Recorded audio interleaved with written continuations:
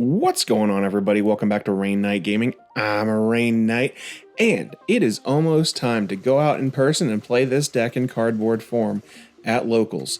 So I wanted to hop into Dueling Nexus really quick, go over the deck in a little bit more detail than we have in the past. So this is going to be a full, in-depth SwordSoul deck profile, and you're going to have your main deck, your side deck, and your extra deck, everything. I'm going to go into my more staple cards, how they work, my extra deck, how it works, and my side deck, how that works, along with some weird choices that I've been playing around with, and we'll get into those in a minute.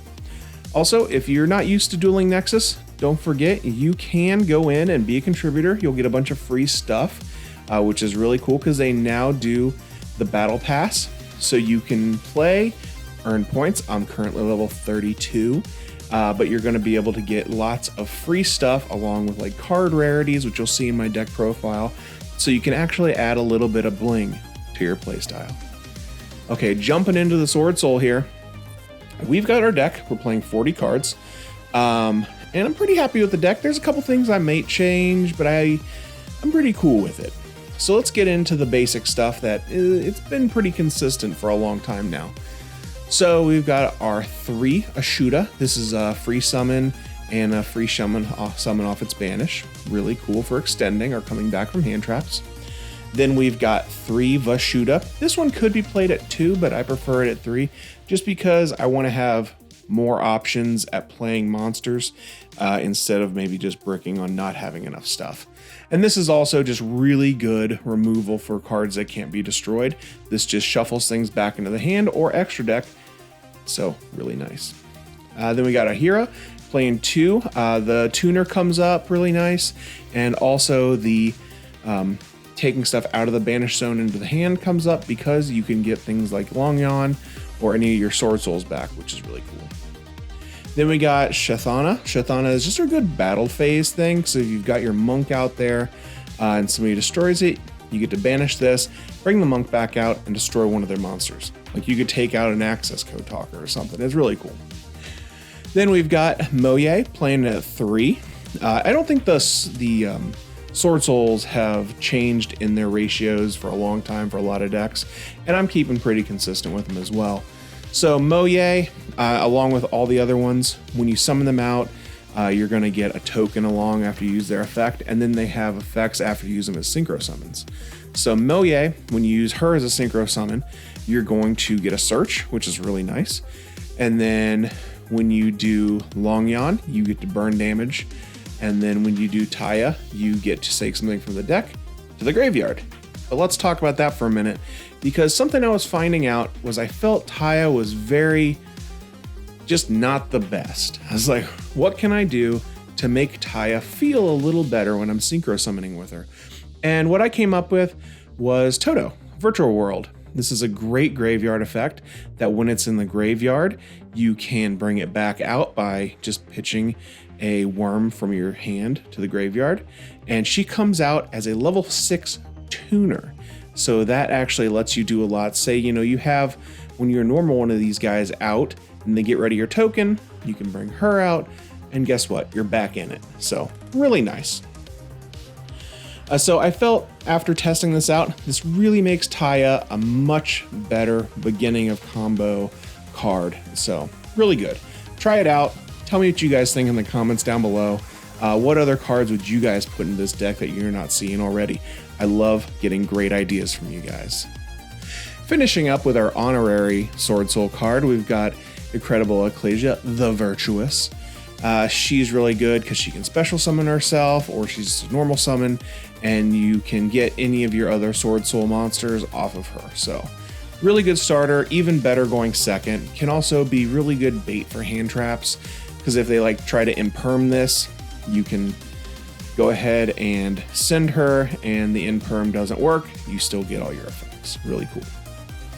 Then we've got basically the Rhoda, SwordSoul Emergence. This just lets you search one of your SwordSoul monsters. Really good. SwordSoul Sacred Summit. This is good. Probably later in the game, but it has came up if you start to play and you end up pitching a Taya off of your Long Yawn. You can then use this to get your Taya back and maybe extend a little further. Same thing with Heavenly Dragon Circle. It's not a SwordSoul card, so I don't want to play this at more than one. I can see two. I've seen it a lot more, but I don't think it's the best idea. This is going to let you, pop one of your Tangies to search out one of your SwordSouls. Really good card. Then just some more consistency. We've got Desires. This is also going to feed our Qinyang, make him more possible to just OTK. SwordSoul Blackout. This is really good. I know I've been talking about possibly playing this at 2, but I have come around to why it's only played at 1. It can be kind of bricky if you have more than one in your hand. So 1's great. It's searchable. You're good to go. Then our hand traps, we are playing 3 Impermanence. 3 Impermanence, it's just a really good general hand trap, and that's what we're starting out with. We're just doing all general good hand traps that hit basically all decks instead of doing specific ones in the deck. Same here with Ash Blossom. It's just a good hand trap. Hits decks here and there. Try to learn the choke points to be able to hit to be most effective. And then you can side in hand traps depending on what you feel would be the best for your format. One little thing I've been doing different is I have been doing Anti-Spell Fragrance, the main, just at 2. Just because I felt if I'm opening this in my main hand, I'm going first, and I'm able to put this on the board, I usually win, like 90% of the time, unless I'm going against a deck that just doesn't care about their spells. And even going second, if you're breaking a board, and then you're able to set this up going into them not being able to crack back at you with spells, pretty good. So I like playing this at 2. It's just it just shuts people down. It's awesome. Got to play at least 1 back row removal in your deck, otherwise you can just be screwed over by some back row. So I like playing the 1 Feather Duster. I do play the 1 Book of Eclipse. This can be another just turn ender. Along with it can let you have a second Baron pop, Baron negate. So if you use a Baron on their turn and then you put everything Book of Moon, then everything gets flipped over the next phase, Baron gets her effect again, which is really cool. Obviously, Toto is a really good card. It's something new I think people should try out. And then I do play the 1 Upstart. This could be changed in, Called by the Grave, the new Apple Dragon if you want to try playing that. Those kind of things. I just decided to put in a little bit more consistency. This is something that I also will side out depending on what kind of thing I'm going against. Going into the extra deck, we've got Qinyang, we got Baron, then Sinister, Berserker, Grandmaster, Boxia, and then our 2 Monks and 1 Shaman. This is all pretty standard stuff, and I go into all of these all the time. I did cut Monk back to 2, just because I felt 3, I wasn't always going into the 3rd. But if you're playing 3, you're not doing anything wrong. Then I am playing 1 Shaman. That is correct. I think you don't need to play more than 1 because you're not going to go into this a ton. It's more of a recovery tool, or you might be able to OTK if you're able to go into this. That's just kind of how she comes up. And then my more experimental cards that I've been playing around with. One I've really liked, Dragite. It's a really good negate for people that are setting spells and traps. Really good card. Definitely keeping this in. Then we've got the Ice Jade. I don't go into this very often. It's a good card and it's got great effects because it can stop you from being destroyed, but I could take this out. I'm debating whether to put some higher links in here just in case we get into a link climbing type mood. That could come out. A fun one now that I figured out how to get into, and if you play against a deck that can't get rid of it and can't play through it, you just win. Virtual World Kaibi? Shinshin? We'll just call it Shinshin. It's just a walking macrocosmos. Has some other great effects too, but that's the one we're concentrating on. It's really cool, and you can make it pretty easy.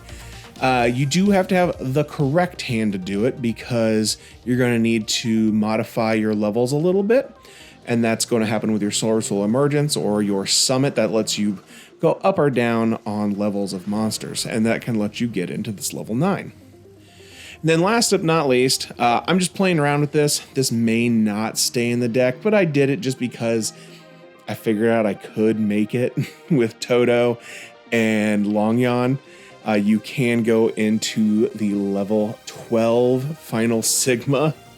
I haven't decided if it's good yet or not. I did OTK a guy with it once, but I don't know. It may be good. It may be bad. I just think it's funny. And if you're not having fun, what are you doing? Okay, let's get into the side deck. Side deck's pretty cool, and I've had a lot of fun with it.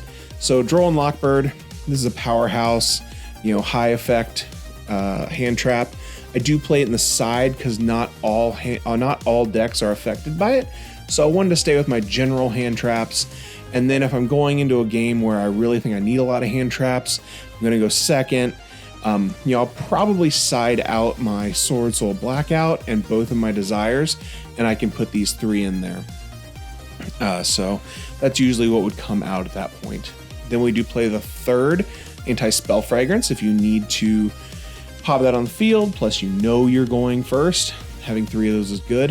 If you're going second, evenly matched. It's too good not to put it at least in the side, because if you're going second, they set up just the unbreakable board. This breaks it. So really cool. You got to have more back row removal. So I play 2 Lightning Storms. Obviously, powerhouse card lets you get rid of people's boards really nice. And then I've been playing around with this, and it's been kind of fun. People don't see it coming.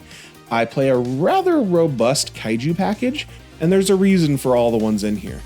So we play the dark, we play the earth, we play the light, we play the water, and then we play 2 slumbers. So what slumber do is it destroys all the cards in all the monsters on the field, and then you get to summon out 2 kaijus, one for you, one for your opponent. And that's why I play 4 different ones. That's even if you've banished some, to activate this, you have to have 2 different kaijus in your deck. So this lets us have the most opportunities there. Then it also lets us look at our hand and say, what can we make out of one of these kaijus? So if you've got, your Adhira, or you've got one of your level 4 tokens you can put out there, all those kind of things. So we have a 7. 7 can go into an 8. Let's see, 7, 8, 9, 10, 11. We don't play an 11, so you don't care about that. But the 7's going to go into an 8, so you got 2 of those. Then the 8 is going to go, then the 9 is going to go into a 10. And then the 8 can go into the 12. So, these can go into any of your Synchro 8s, because they're all just generic, as long as they don't need a worm, But your generic ones can go into it with just Adhira. And then your 9, all he needs is Adhira to be able to go into a 10. And then your 8 can use a 4 to go into the 12. So pretty cool. 8, 9, 10, 11, 12. Yeah. Make sure I'm not screwing my math up. And also, if you just pop open one of these in your hands going second, and you only want to put this in your deck going second, you do not want to do this going first. It just gives you good options of removal. If you do Kaiju Slumber them, your next turn, you're going to be able to activate this in your graveyard and pull out another Kaiju. Really cool. Okay, that's the deck. Let us use the function here to do some test hands, and we'll see if we can make anything really cool. Okay, we've got our first test hand here. Not the best looking hand, as you can see, so let's go ahead and activate our Desires. Hopefully we don't get ashed. We did pull him. Let's go ahead and just give them 1,000 life points. Get one more. There we go. Not a bad hand. Let's go ahead. I'm just going to go ahead and activate this guy because we want to get a little bit of something in the grave. And I'm going to go ahead and show off our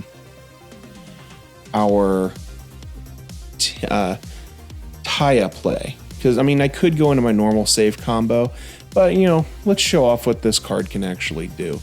So activate here, get rid of him, bring out the 4, and then we can just Synchro Summon into our Grandmaster. It's going to give us 2 effects. You want to do Chain Link 1, Chain Link 2, you want to help yourself. Then we're going to send Luda to the grave, and let's see. We'll go ahead and search a blackout. That's going to give us a nice negate on our opponent's turn, or just no destruction.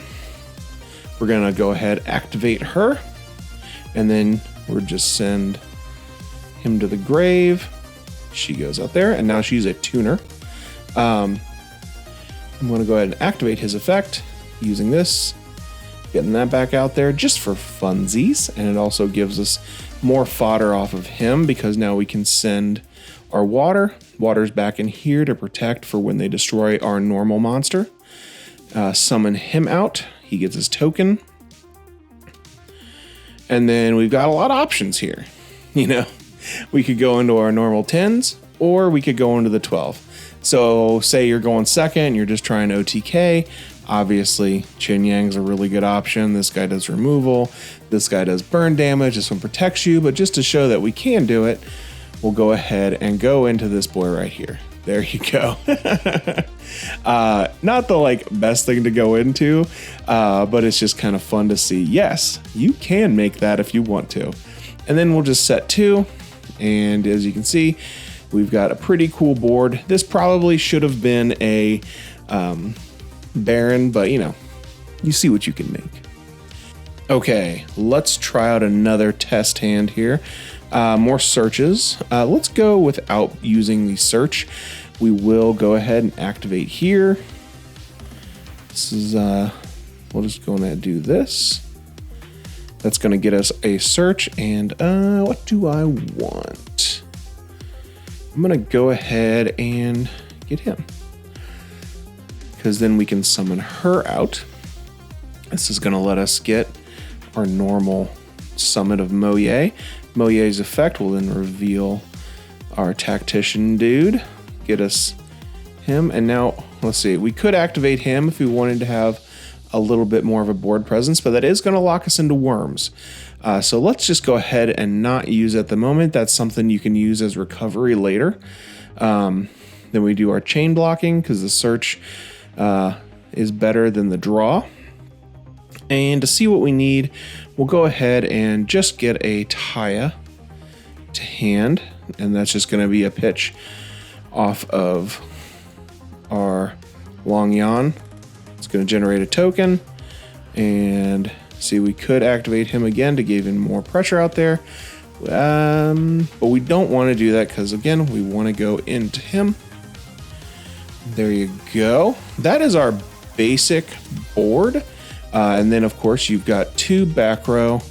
And then we just see what we pull. Maybe we'll pull something good. Let's see. That's not bad. And there you go. We've got 1, 2, 3, 4 negates. And then a removal of 2. Pretty cool. Pretty cool.